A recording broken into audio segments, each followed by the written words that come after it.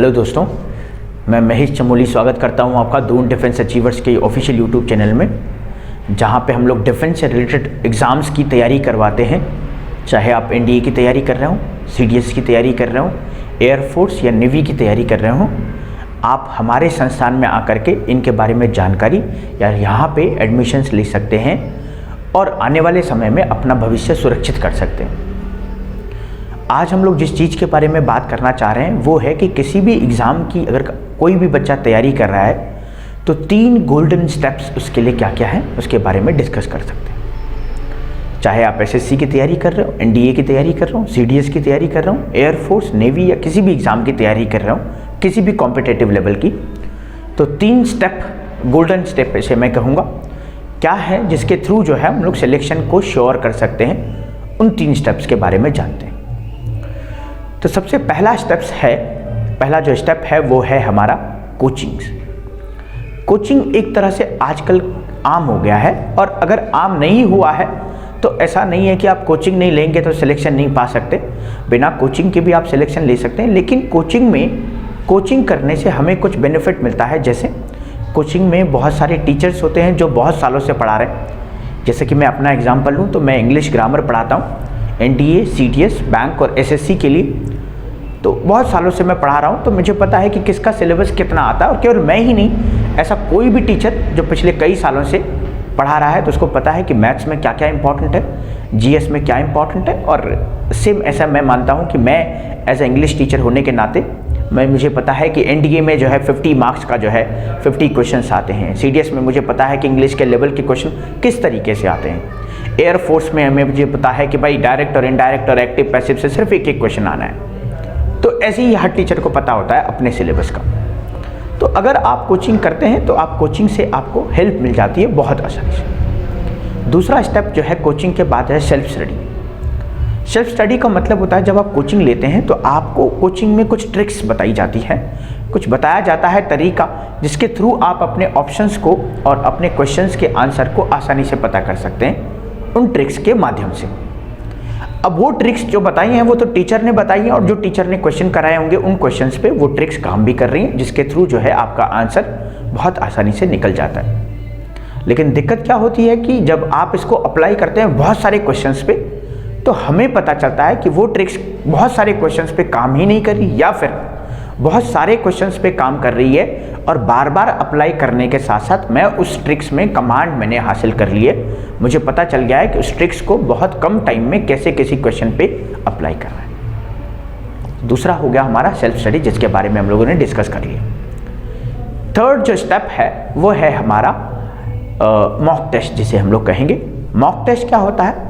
आजकल 2 ही तरह के एग्ज़ाम्स हो रहे हैं जिनमें जो है पेपर या तो ऑनलाइन होगा या ऑफलाइन होगा। मोस्ट ऑफ द पेपर तो ऑनलाइन ही होते हैं, ऑफलाइन कुछ ही पेपर होते हैं। लेकिन एनडीए और सीडीएस हमारा ऑनलाइन ना होकर के ऑफलाइन हो रहा है। तो मॉक टेस्ट का मतलब यह है कि आपको क्या करना है, अगर ऑफलाइन आपका टेस्ट हो रहा है तो आप 2-4 पेपर को या 10 से ज़्यादा पेपर को इकट्ठा करें।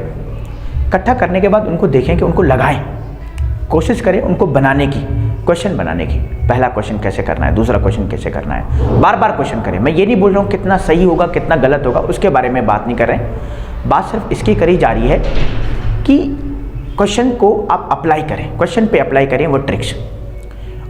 और ऑनलाइन की बात करें, अगर ऑनलाइन सीबीटी जिसे कहते हैं कंप्यूटर बेस्ड टेस्ट, जैसे बैंक वगैरह में होता है, एसएससी का भी ऑनलाइन एग्जाम्स होता है। तो होता क्या है कि जब हम लोग माउस को पकड़ते हैं ना, हम लोगों ने पहला स्टेप क्लियर कर लिया, कौन सा, कोचिंग का। दूसरा स्टेप हम लोगों ने किया सेल्फ स्टडी का, लेकिन तीसरा स्टेप हम लोगों ने नहीं किया। अब हम जब एग्जाम में जाते हैं तो कई बार क्या होता है कि आपने जिन बच्चों ने दिया होगा वो शायद इस चीज़ को समझ पाएंगे। कई बार जब आप एग्जाम्स में क्वेश्चन पेपर को देखते हैं तो एक ही बार में पूरी स्क्रीन पे एक क्वेश्चन नहीं आता। मान लीजिए मैथ्स के क्वेश्चन की बात करते हैं तो मैथ्स के क्वेश्चन में कई बार जो है, जैसे ज्योमेट्री के क्वेश्चन है, अलजेब्रा के क्वेश्चन है ना, ट्रिग्नोमेट्री के क्वेश्चंस हैं। तो कई क्वेश्चंस में हाइट एंड डिस्टेंस की बात करें तो उसमें ग्राफ आता है। तो एक टाइम तो आपको सिर्फ क्वेश्चन दिखेगा, क्वेश्चन के बाद आप देखेंगे कि ग्राफ नीचे से है, तो नीचे के लिए आपको ना स्क्रॉल डाउन करना पड़ेगा, या फिर ग्राफ और क्वेश्चन तो आपने पढ़ लिया लेकिन जो ऑप्शन है ना वो दिखाई नहीं दे रहा है आपको, तो आपको स्क्रॉल डाउन करना पड़ेगा माउस में। तो जब स्क्रॉल करेंगे आप तो नीचे सिर्फ आपको जब ऑप्शन दिखेंगे तब क्वेश्चन नहीं दिखेगा। या तब डायग्राम नहीं दिखेगा। और जब आप ऊपर करते हैं स्क्रॉल अप तो क्वेश्चन दिख रहा है, डायग्राम दिख रहा है, लेकिन ऑप्शन नहीं दिख रहे। फिर आप अप्लाई करते हैं, फिर आप क्वेश्चन बनाना स्टार्ट करते हैं। एसएससी में हमारे पास 2 पेज मिलते हैं, है ना। एनडीए में हमारे पास वो कॉपी रहती है, लास्ट में हमारा रफ वर्क के लिए रहता है। सीडीएस में भी ऐसे ही होता है। तो आप जाकर के उनको क्वेश्चन को सॉल्व करते हैं। सॉल्व करने के बाद आपको एक आंसर पता चलता है और उस आंसर को आप देखते हैं कि वो जो क्वेश्चन हम लोग कर रहे थे उसमें से वो 4 ऑप्शनों में है कि नहीं है। तो हो सकता है आपका है और हो सकता है नहीं है, तो उसके लिए आपको चेक करना पड़ेगा। तो स्क्रॉल डाउन करते हैं, फिर वापस मान लीजिए अगर सवाल का आंसर सही नहीं है तो आप वापस क्वेश्चन की तरफ चलते हैं, फिर वापस सवाल को बनाने की तरफ चलते हैं, फिर वापस ऑप्शंस की तरफ चलते हैं। तो इसमें बहुत समय लग जाता है। तो बहुत समय लग जाता है, ऐसा नहीं कि इस समय को आप जो है कम कर सकते हैं, लेकिन ये है कि ज़्यादा से ज़्यादा आप प्रैक्टिस आप करेंगे तो आप देखेंगे कि भाई जहाँ पहले 10 सेकंड में बन पा रहा था सवाल, 20 सेकंड में बन पा रहा था सवाल, 1 मिनट में बन पा रहा था, तो उसका टाइम ड्यूरेशन थोड़ा सा कम हो जाएगा। तो ये 3 गोल्डन स्टेप हैं जो किसी भी एग्ज़ाम की आप तैयारी कर रहे हैं तो इनको फॉलो करें और अपने एग्ज़ाम में सफलता प्राप्त करें। कौन कौन से वो स्टेप है?